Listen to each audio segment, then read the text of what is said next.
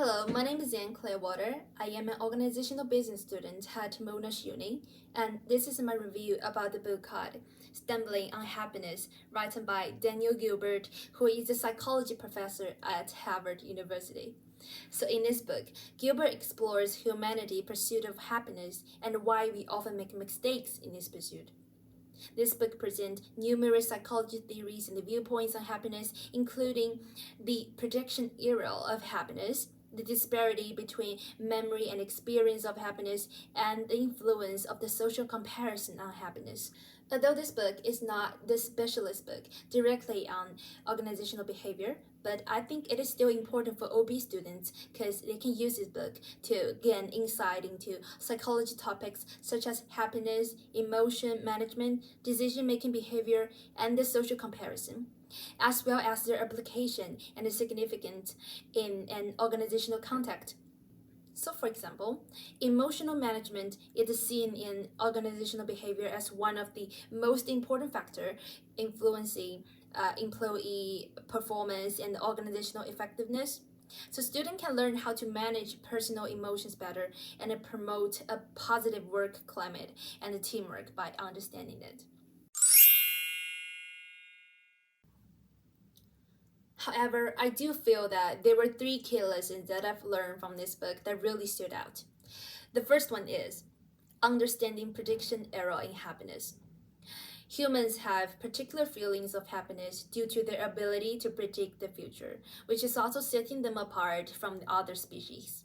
But humans' emotional expectations about the future frequently show a strong prediction bias against the reality. Though we believe that having something will make us happier, but it is often not that case. A common example of this is that people tend to overestimate the impact of the wealth or material enjoyment on happiness. They believe that earning money or have more wealth will make them happier.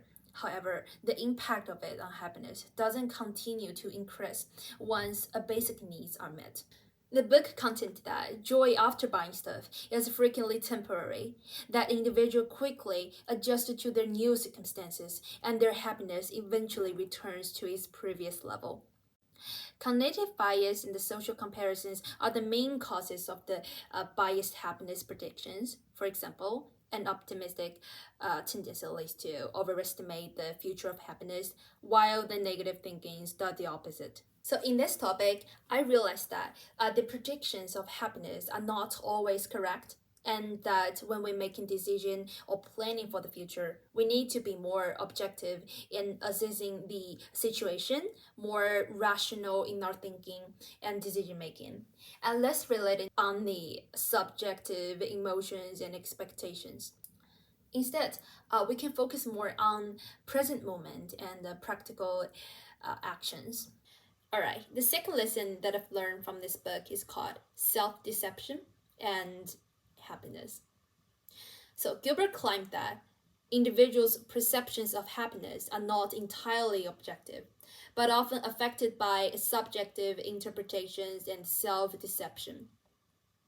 People might defend their feeling of well-being by deceiving or rejecting reality in order to create a happy experience consistent with their expectation and beliefs.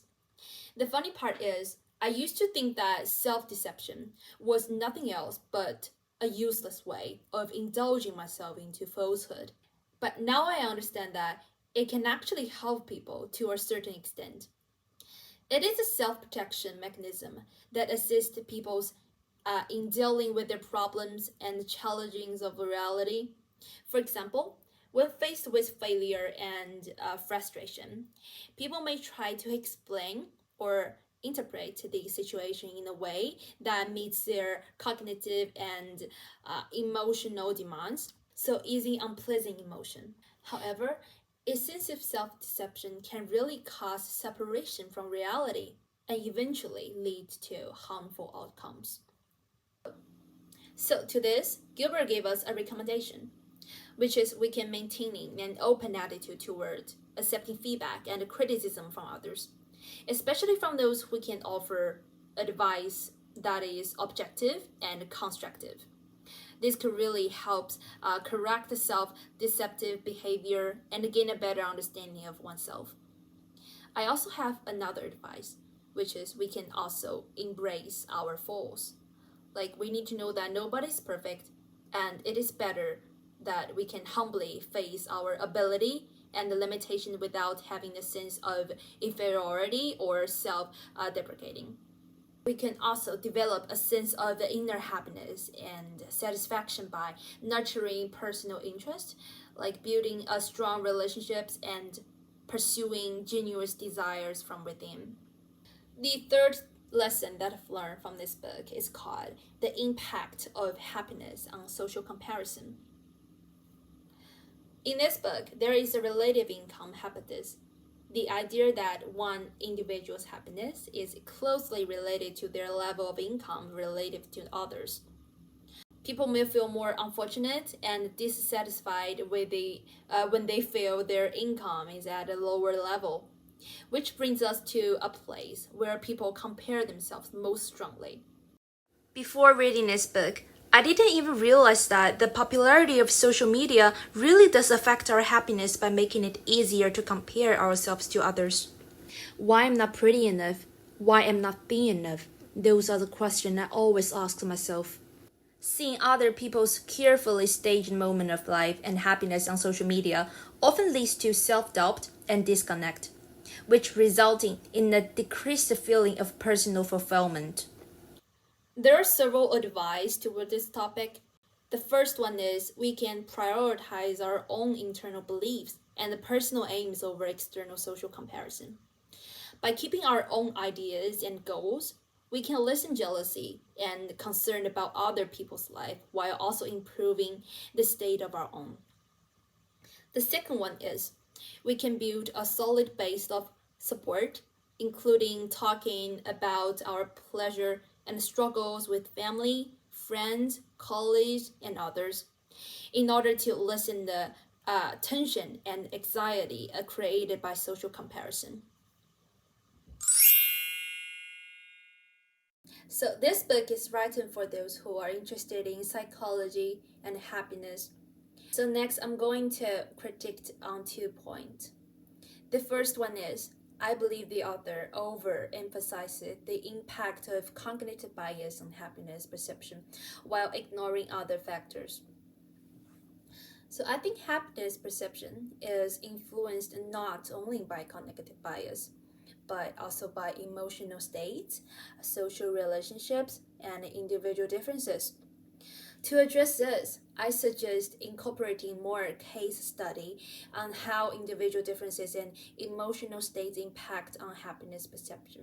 And this will offer readers with a clear understanding of how these factors affect their perception of happiness.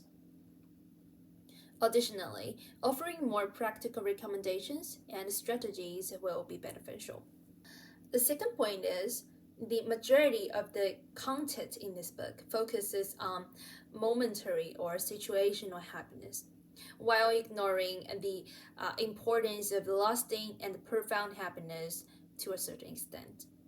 The second point is the majority of the content in this book focus on momentary or situational happiness, while ignoring the importance of lasting and profound happiness to a certain extent.